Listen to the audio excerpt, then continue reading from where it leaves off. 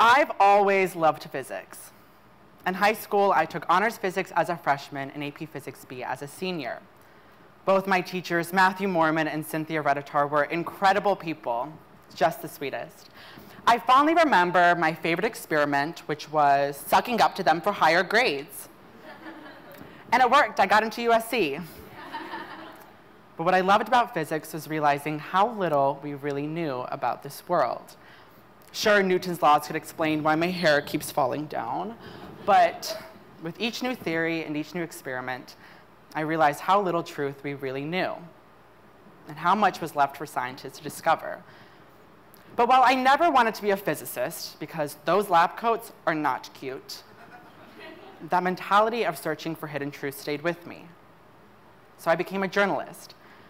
I enrolled at USC in the fall of 2014 and immediately started my journalism career. Since then, I haven't done much but host a couple of entertainment shows and produce a few popular videos, but I told my dad this degree would pay off, so hopefully this TEDx talk means something to him. Journalists, like physicists, seek to explain the way things are and how they came to be. You know, like at the Oscars, the mix-up when the wrong movie was announced as Best Picture. How did that happen? Or Kendall Jenner's recent Pepsi commercial. Why? Or the US's recent airstrikes in Syria. What happens next? But this year, I realized that journalists and physicists are more alike than I'd like. Just because the experts say so doesn't mean the people will believe so. This past year, I realized that everyone has an issue with the media. Some more than others, but I've seen every complaint from it's too biased to it's too liberal to fake news media knowingly doesn't tell the truth. A great danger to our country, sad. And sad indeed, but I get it. You know, when we look at the media industry, it looks like a cesspool of different issues. There's media bias, fake news, the 24/7 cycle of Kardashian coverage. It's just gross. But many of us have started wondering whether we really need the news, myself included. But that's the best place to start. Before we can figure out how we can fix the problems within this industry, we have to ask ourselves the most basic question. Do we even need the news? And should we trust the news? Because if we shouldn't trust the news, then none of this matters. And I want a tuition refund. But if we should trust the news, then this industry is something worth fighting for, something worth fixing. My favorite physicist, Neil deGrasse Tyson, once tweeted, "I dream of a world where the truth is what shapes people's politics, rather than politics shaping what people think is true." We need to learn how to differentiate fact from fiction and truth from opinion. The truth is out there. We just have to put aside our biases to see it. Now, I've had at least 5 mental breakdowns writing this speech because there are so many issues with the media that need fixing, and I didn't know where to start. Like I touched on before, plenty of media organizations have their own inherent biases. You know, they claim to be objective, but really their only objective is to progress or conserve their values. In the fall, we saw what happens when news organizations rely on polls more than people, and the data isn't always accurate. Of course, there's also fake news and the reluctance for news to redact information, and don't get me started on media consolidation. Now, I promised myself I wasn't going to talk about how in 1980, 90% of the media was controlled by over 50 companies, and now that same 90% is controlled by 6 companies. No, I'm not going to talk about how the Telecommunications Act of 1996 allowed these companies to monopolize the market. I'm not going to go there.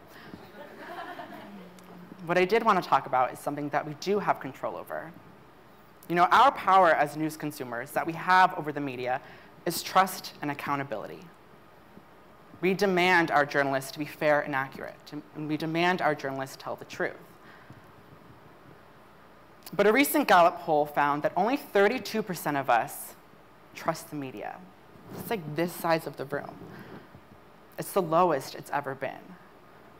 Our trust in the news was at its highest in 1976, when 72% of us trusted journalists like Walter Cronkite for their investigations into the Watergate scandal in the Vietnam War. Cronkite, for a time, was even known as the most trusted man in America. Of course, until this year when Donald Trump came along. I'm just kidding. But while we like to blame fake news and the Kardashian empire for every single issue in this country, ultimately, it's our tendency to only believe news that supports our politics that leads to this media distrust. We let our politics shape what we think is true. This past Christmas, I was lucky enough to go to Thailand with my family, except for one brother and my sister, but I guess it sucks for them.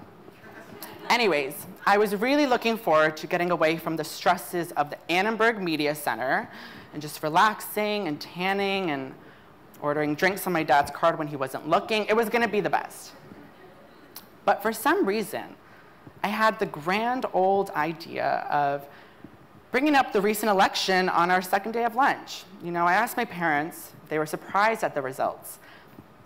And then I heard a prepubescent, soft voice whisper in my ear, "What about Hillary's emails, Drew?"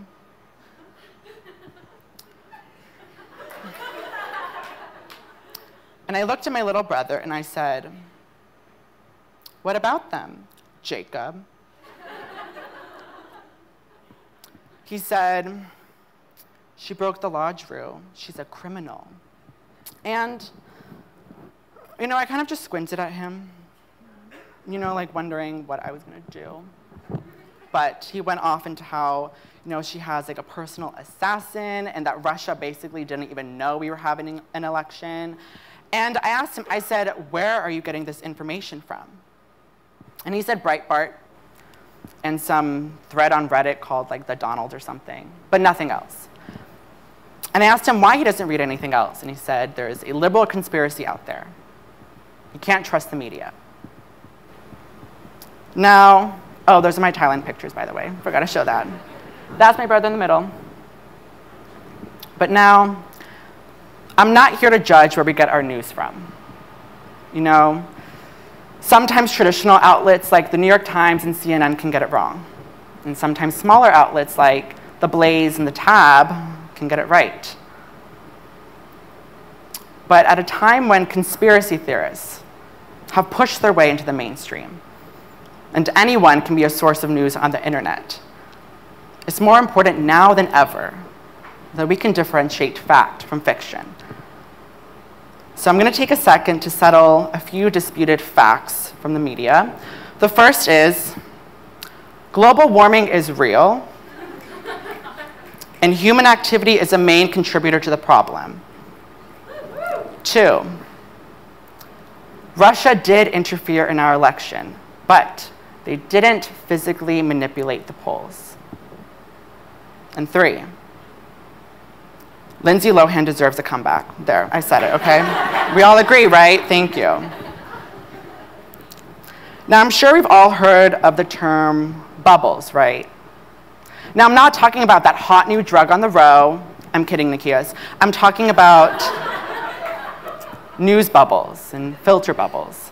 You know, our tendency to only seek out news that validates our political beliefs. You know, I'm sure we've all heard this term before, so I'm not going to get too much into the causes or the problem of it, because we really can't control what appears on our social media feed unless we, you know, click on different articles. But I do want to talk about what happens when we live in these bubbles. We develop 2 biases. The first is false confirmation bias, where we think that everyone around us in our bubble thinks the same way as us. You know, like we all agree Britney Spears is the princess of pop. Okay, I heard some no's. Okay, well then. It explains why many of us were shocked and surprised at the results of this year's election. You know, it's no secret that we live in a liberal state, and we're on a liberal campus, and we probably read liberal sources and talked about them with our liberal friends, or, you know, we read conservative sources and talked about them with our conservative friends. And so we thought that everyone we engaged with had the same opinion as us. But from there, we develop a sort of confirmation bias, which is the tendency for us to seek out information that validates those beliefs. So we think that everyone in our bubble thinks the same way as us, and we think we're the only ones that know the truth. Jonathan Ladd, a professor at Georgetown University, writes in his book, Why Americans Hate the Media and How That Matters, that when we distrust the media and rely on our politics for the truth, we end up polarizing America. And we don't need to look far to see that that's a testament to the truth. You know, we look at Congress, we look at our neighborhoods. It's almost like we're living in two different worlds. Not necessarily because we have different opinions, but because we have different facts. Ladd continues that if we continue to distrust the media, we could fail to hold our leaders accountable. And that's something we just can't afford now or ever. You know, as a journalist, I can report on crises and scandals all I want, but I have no power to change anything. In this democracy, that power rests on the ears that listen. You know, if we can trust our journalists when they say there's a community that needs fixing and a world that needs help, we should be more open to trusting them so that we can act. But of course, that doesn't mean that we should blindly trust the media. You know, alternative sources like Mother Jones, The Daily Caller, Slate, and Raw Story, you know, have their own leaning biases. That's not to say that they can't tell the truth. It just means that they're more likely to share news that their audience wants to hear instead of news that should be heard. And no, I can't think of how many times I've seen incorrect headlines like, mysterious rogue planet on collision course with Earth. You know, I think we've all seen about 1 million doomsday stories. And of course, you can't blindly trust that. But the third thing that we should think about, besides being conscious of the sources that we're reading, is supporting good journalism. How many of us read our news for free? I want to see every hand, don't lie. Okay, and how many of us actually subscribe to an outlet, whether digital or print? Okay, good, love you guys. Look, I get my news for free too. Especially in this digital age, it's easier now than ever for us to read articles without having to spend a penny. But as a journalist, you know, I have seen plenty of organizations slash funding for journalists all across the world. And if we demand good journalism, then we should support good journalism. That $1 a week, you know, just don't buy that Starbucks, can really go a long way. Now, while I'm not cut out to be a physicist, I'm hoping I can survive as a journalist in a world that doesn't seem to trust me. Just teasing. But when there are literally thousands of sources at our fingertips, we couldn't be closer to finding the truth. The news media isn't perfect because it's run by imperfect people like us. But it's the best thing we've got at making a better world. It offers us our best hope of understanding who we are, what we value, what is true, and how we can listen to each other's vastly diverse voices to truly make this country better.